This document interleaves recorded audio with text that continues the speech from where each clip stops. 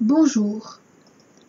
Aujourd'hui, lundi 8 août 2022, je vous présente le 12e audio de 2022 intitulé La Réunion, 16e, la culpabilisation comme les émotions de nos autres sont différentes. Nous sommes pile au moment de la rencontre de l'énergie de la puissante nouvelle lune du 25 juillet au 4 août 2022 avec la super lune du 10 au 16 août 2022. Nous sommes prêts ou nous ne sommes pas prêts pour l'ascension. 2022 est la dernière année de rattrapage et donc l'année de la préparation finale pour être qu'il en est vraiment. Suite directe de mes audios de 2022 et donc du dernier, ni ascension, ni réunion sans acceptation de l'ancrage du cœur sacré, puisque chacun est une étape de notre avancée sur le chemin de l'ascension présente.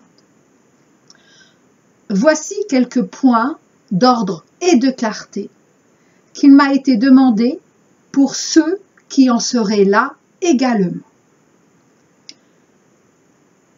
Premièrement, la nuit noire de l'âme. Deuxièmement, la nuit la plus noire avant l'aurore du couple. Troisièmement, la culpabilisation de nos autres n'est pas la nôtre. Quatrièmement, l'accueil n'est pas l'attente. Donc, premièrement, la nuit noire de l'âme. Donc, tout d'abord, concernant cette fameuse nuit noire de l'âme dont tout le monde parle. Soit que nous l'aurions déjà vécue, soit que nous serions en train de la vivre actuellement.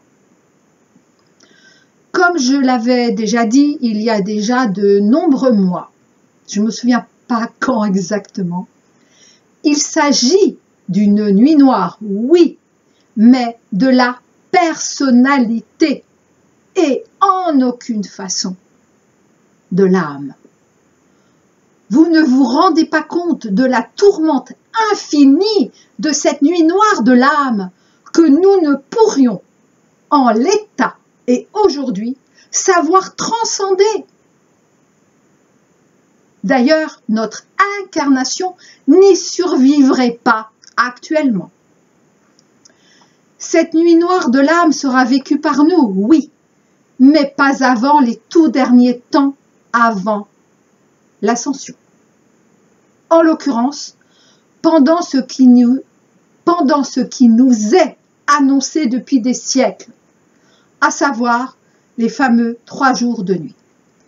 Alors oui, peut-être ou peut-être pas qu'il fera nuit sans discontinuité et que le soleil sera invisible. Personne ne sait. Peut-être que cela durera ou non réellement 3 jours. Personne ne sait. Mais ce que je peux vous assurer, c'est qu'ils seront en tout premier la nuit de nos âmes et que la nuit noire de la personnalité n'en est qu'une minuscule approche. Je ne dénigre pas pour autant cette nuit noire de nos personnalités. Nous savons tous combien un doigt pincé, même le petit doigt,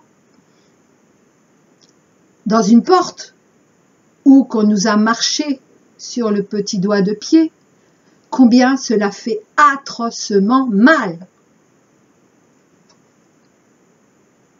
Ainsi, nous avons vécu ou nous vivons encore selon cette nuit noire comme étant déjà une épreuve bien suffisamment destructrice de ce que l'on croyait savoir. Et nous pouvons ainsi avoir pensé que c'était notre ultime épreuve avant ascension, puisque indéniablement la dernière épreuve avant notre lâcher-prise ayant mené ou menant à notre complétude avec nous-mêmes, puis avec notre autre. Alors, pour ce qui est de la nuit noire de la personnalité, l'âme dite éveillée en premier l'a déjà vécue, ainsi que tout ce qui va avec, tel que la dépendance affective chez ceux à dominante yang. Et je dis bien dominante yang, et non ancienne dominante yang. En effet, même en complétude, notre premier réflexe demeure et demeurera notre réaction, notre réactivité ou notre désir d'agir, de réagir, et seulement ensuite la sagesse de notre réflexion sereine et saine, et ce, tant que nous n'aurons pas ascensionné. Pour ceux à dominante yin, donc nous autres, c'est l'inverse. Leur premier réflexe face à une situation à gérer ou un stress sera toujours l'évitement et seulement ensuite la réflexion en leur sagesse acquise. Mais, de plus en plus, que nous soyons à dominante yang ou yin, nous saurons rectifier notre désir de foncer comme notre désir de fuir. Pour ce qui est de cette nuit noire de la personnalité, nos autres sont seulement en plein dedans, avec pour la première fois la prise de conscience de leur dépendance affective envers nous. C'est F, mon dernier audio, FJ 2022 numéro 11 du 1er août. Et donc la prise de conscience également de la peur de nous avoir perdus. Mais pas seulement, et j'y reviendrai tout à l'heure. Deuxième chapitre, la nuit la plus noire avant l'aurore du couple. Oui, car je peux vous assurer que j'ai synthétisé au maximum. Donc évidemment, je n'ai pas tout dit. Donc, actuellement, nos autres sont au bout, et ça c'est une très bonne nouvelle, bien sûr, de leur propre nuit noire de la personnalité. Quand ils en sortiront, et juste avant leur retour pour notre union, nous serons ensemble en tant que notre couple humain dans la nuit qui précède l'aurore et de notre couple 3D et de notre couple spirituel. Je précise donc, dans le laps de temps, incluant la transcendance de leur personnalité, donc au moment de leur sortie de leur nuit de la personnalité, donc dans ce laps de temps qui va de la transcendance de leur personnalité, et ils vont y arriver, aucun doute là-dessus, jusqu'à notre réunion effective. Et ce laps de temps est spécifique à chaque couple. Nos autres, nous aurons peut-être contacté pour nous dévoiler certaines choses, mais pas sans avoir besoin encore d'une dernière mise au point face uniquement à eux-mêmes, étant alors pleinement rassurés sur notre présence indéfectible auprès d'eux. Après avoir définitivement fait table rase de ceux CE, comme de ceux CEUX, qui n'ont plus lieu d'être dans leur vie, ils auront tout de même besoin de se retrouver seuls pour se reconstruire seuls, avant de construire avec nous notre vie nouvelle. Alors, combien de temps? En tout cas, très peu. Car s'ils ont mis plus de temps à conscientiser, puis à mettre en action, ils sont bien plus rapides que nous, puisqu'ils savaient déjà tout cela parfaitement en leur inconscient, et ce, mieux que nous. C'est pendant ce temps où cette transition entre leur sortie victorieuse de leur nuit noire de la personnalité et notre réunion, qu'ensemble nous allons vivre et découvrir au même moment la nuit la plus noire de notre couple avant notre aurore.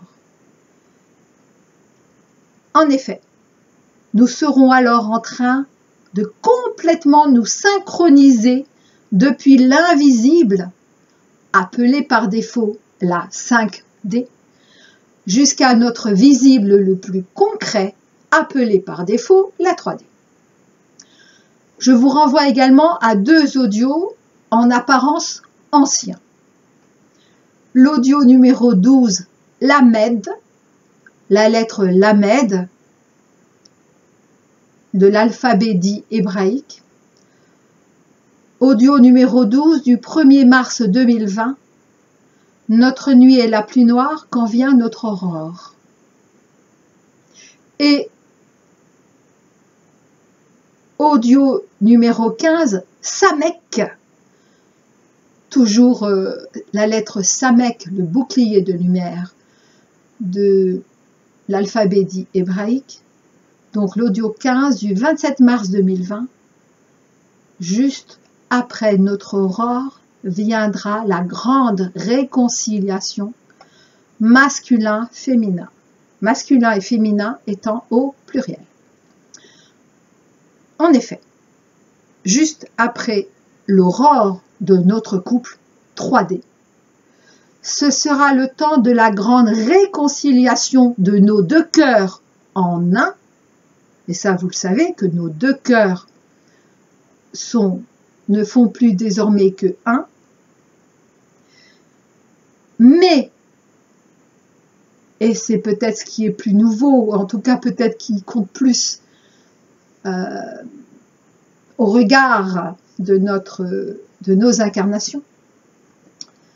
Donc ce sera le temps de la grande réconciliation de nos 2 cœurs unis, de nos 2 cœurs en un seul, mais ce jusqu'en 3D. Jusqu'en 3D désormais. C'est cela qu'annonçait notamment cet audio numéro 15, Samek. 3e chapitre, la culpabilisation de nos autres n'est pas la nôtre. Pendant leur nuit noire de la personnalité, nos autres connaissent également une certaine culpabilisation.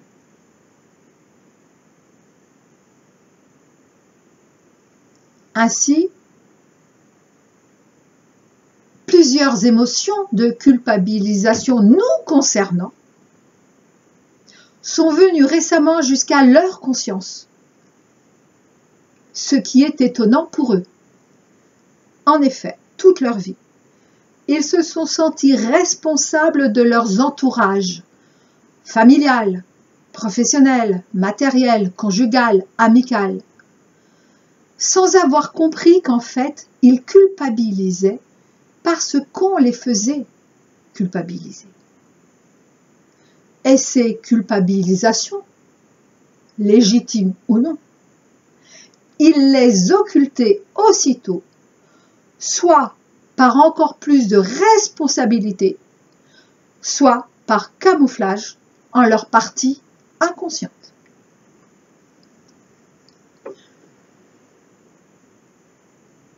Et ils sont très surpris de prendre conscience de cela. mais surtout de leur culpabilisation vis-à-vis de nous, parce qu'à aucun moment, nous-mêmes, ne les avons rendus ni responsables, ni coupables de quoi que ce soit. Ils sont donc ainsi d'autant plus surpris, non seulement de se sentir responsables de nous, comme de notre lien, mais également de culpabiliser sur leurs agissements ou, au contraire, non-action, comme de leurs mots ou, au contraire, de leurs non-dits. Ainsi, ils traversent ce que nous avons traversé. Ils sont sur le pont entre leur lourd passé, encore bien présent, et leur futur heureux avec nous. Mais ils ne traversent pas ce pont de la même manière que nous. Pour exemple notoire de leurs émotions similaires mais différentes, parce que vécues en juste complémentarité avec les nôtres, je vais essentiellement parler de leur culpabilité. En effet, s'ils se sont rendus compte de leur comportement avec nous, par ricochet de la récolte de ce qu'ils ont eux-mêmes semé, même inconsciemment, oui, même inconsciemment, via leur fuite et leur valse hésitation, ils ne culpabilisent pas sur les mêmes points, sur les mêmes choses, sur les mêmes situations. Certes, notre silence, comme en réponse à leur silence. Certes, leur dépendance affective envers nous, comme en réponse à la nôtre envers eux. En fait, il semblerait finir par là où nous avons commencé. Et inversement pour nous-mêmes, qui semblons finir par là où eux ont commencé. Mais ce n'est pas tout à fait cela, car notre détachement d'aujourd'hui n'est pas une fuite, même si c'est aussi un silence. Leur dépendance affective d'aujourd'hui n'est pas envahissante, comme nous, hein, comme la nôtre, de manière, disons, active, contrairement donc à ce que nous avons pu lui envoyer consciemment ou inconsciemment comme message, etc. Car nous avons, chacun de notre côté, évolué. Et oui, ils ont autant évolué que nous, même si autrement. Ce sont justement, n'est-ce pas, nos autres. Pour en revenir à cet exemple frappant, en tout cas frappant pour moi, de leur culpabilisation, bien sûr, ils ne sont pas fiers de comment ils se sont comportés avec nous, mais ils ne culpabilisent pas pour autant, ou vraiment très peu. Non, leur principale culpabilisation est par rapport à eux-mêmes et non vis-à-vis de nous directement. Oui, de nous directement, parce que bien sûr nous sommes concernés. Ils culpabilisent surtout, et en premier lieu, même par rapport à toute leur culpabilisation, de ne pas trouver le courage de faire, cette fois-ci, le véritable premier pas vers nous. D'autant plus en notre propre silence, cette fois-ci. Et oui, ce n'est pas comme avant quand, d'une manière ou d'une autre, nous allions vers eux, dans le visible comme dans l'invisible. D'ailleurs, à ce moment-là, quand j'ai entendu cela de mon autre, je me suis aussitôt demandé s'il n'était pas égocentrique. Ou en tout cas, égocentré.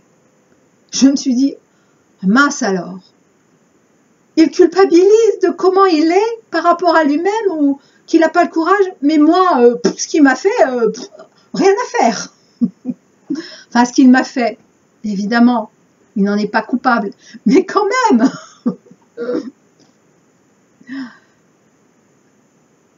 Et en fait, j'ai réagi comme ça parce que moi, dans les mêmes circonstances, et je pense que c'est la même chose pour vous, mais maintenant, c'est vous qui savez, hein, moi, j'aurais beaucoup plus culpabilisé de mon attitude envers lui. Puis, j'ai fini par me rappeler quand même qu'ils, nos autres, donc à dominante yin, ne fonctionnent pas comme nous. Et ensuite, j'ai entendu de la part de tous nos guides, et là, quand je dis tous nos guides, c'est-à-dire les miens, ceux de mon autre, en réalité, sont communs, mais également les vôtres, que non, nos autres ne sont pas égocentriques, mais tout simplement dans une certaine fuite par cette culpabilisation en apparence égocentrique. C'est la fuite devant la peur de nous décevoir avec leur manque de courage que nous aurions eu tout de suite, et ils le savent parfaitement. Mais ce courage, prendre leur courage à deux mains, comme l'on dit, ils vont l'avoir très très bientôt.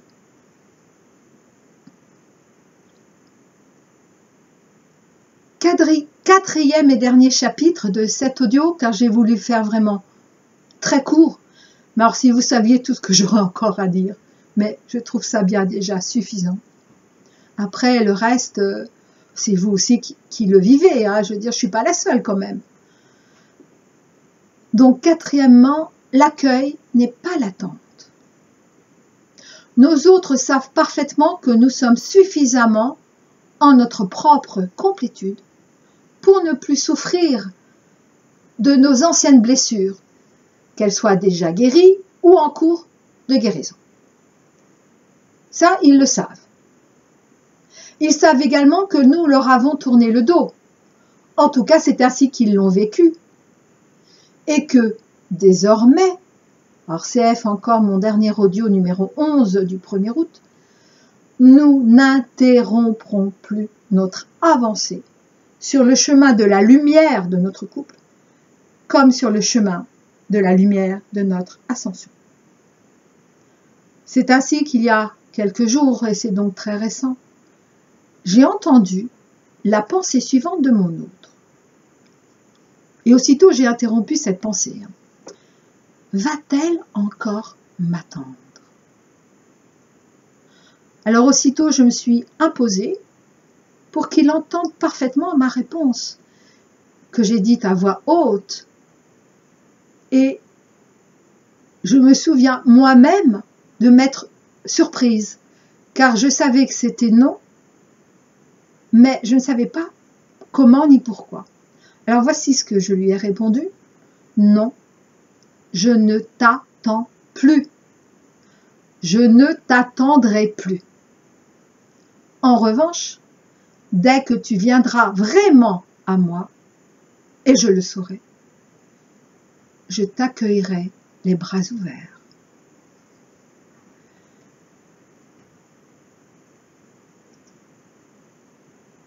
Et je vais m'arrêter là.